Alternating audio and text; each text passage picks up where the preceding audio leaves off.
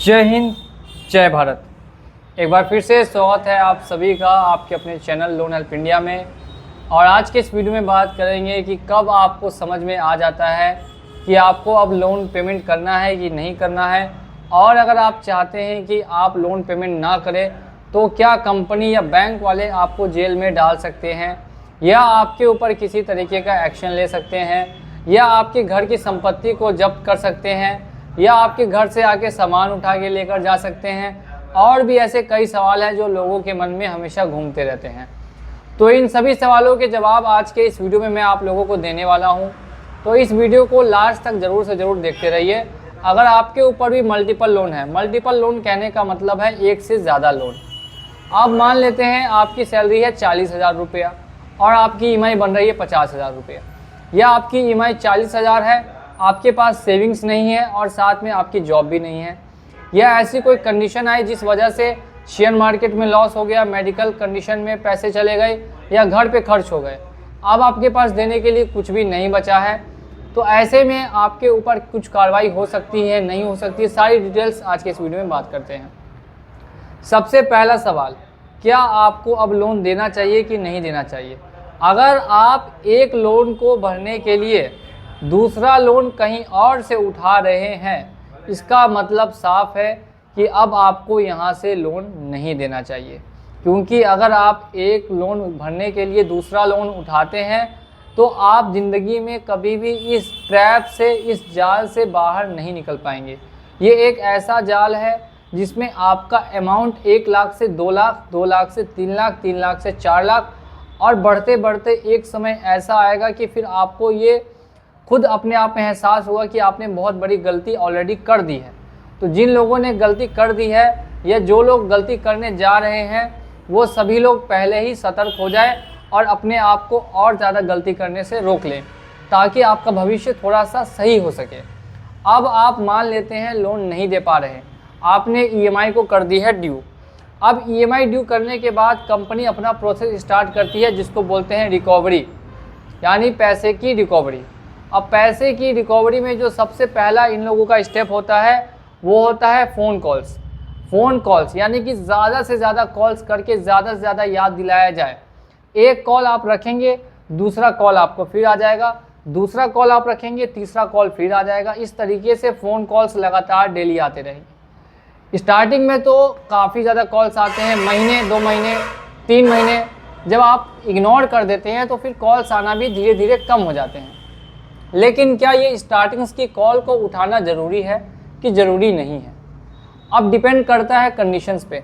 अगर आपके 1 या 2 ही जगह से लोन है, बैंक से लोन या कंपनी से लोन है, तो आप नहीं भी उठा सकते हैं या उठा भी सकते हैं अगर आप फ्री हैं। और अगर आप फ्री नहीं हैं, आपके 22-23 जगह से, 10-12 जगह से मल्टीपल लोन्स हैं, तो फिर ऐसे में आपको कॉल्स को बिल्कुल भी रिसीव नहीं करना।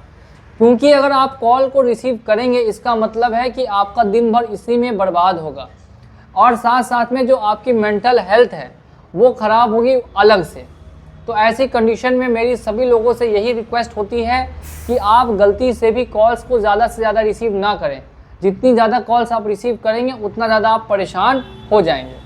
अब नेक्स्ट हम लोग बात कर लेते हैं, इसके बाद नेक्स्ट स्टेप में आते हैं नोटिस।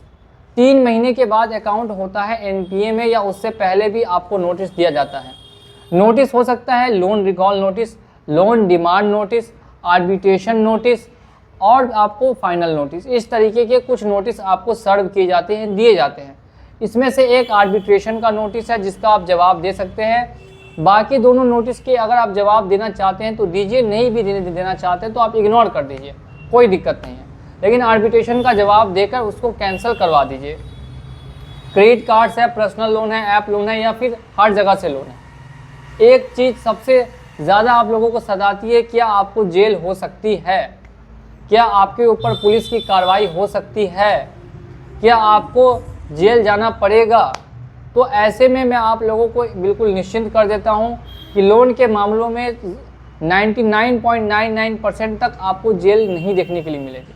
अगर आप समझदार हैं, हमारी वीडियोस को फॉलो करते हैं, तो मैं सभी लोगों को बताता हूं कि आप सेटलमेंट करवा लें लोन का। अगर पूरा नहीं दे पाते, मामला क्लोज़ हो जाएगा, या फिर किसी और तरीके से लोन को क्लोज़ कर दें। अगर आप सोचते हैं कि आपको जेल होगी, तो ऐसे में बिल्कुल भी इसका तुक नहीं बनता है। बैंक वाले या NBFC वाले या ऐप वाले तो बिल्कुल भी आपको जेल नहीं करा सकते। बात करते हैं NBFC की, पूना वाला, आदित्य बिरला, बजाज वाले, इन सभी के अगर केस कर भी देती है तो ऐसे में आप जाके सेम डे बेल ले आइए, आसानी से मिल जाती है। वो भी कब, जब आपके ऊपर ज़्यादा लोन है, ज़्यादा लंबा समय हो गया नहीं दिया हो, तब ऐसा होता है। बाकी डायरेक्टली जेल का कोई भी प्रावधान नहीं है कि आपको आया घर पे आके गिरफ्तार किया उठा के ले गए, ऐसा कुछ भी नहीं होता है।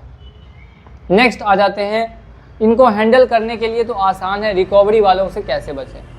तो रिकवरी वालों से बस 2-3 चीज़ों का ध्यान रखिए। सबसे पहली चीज़, उनको बता दीजिए नोटिस देकर कि आप पैसा नहीं देंगे।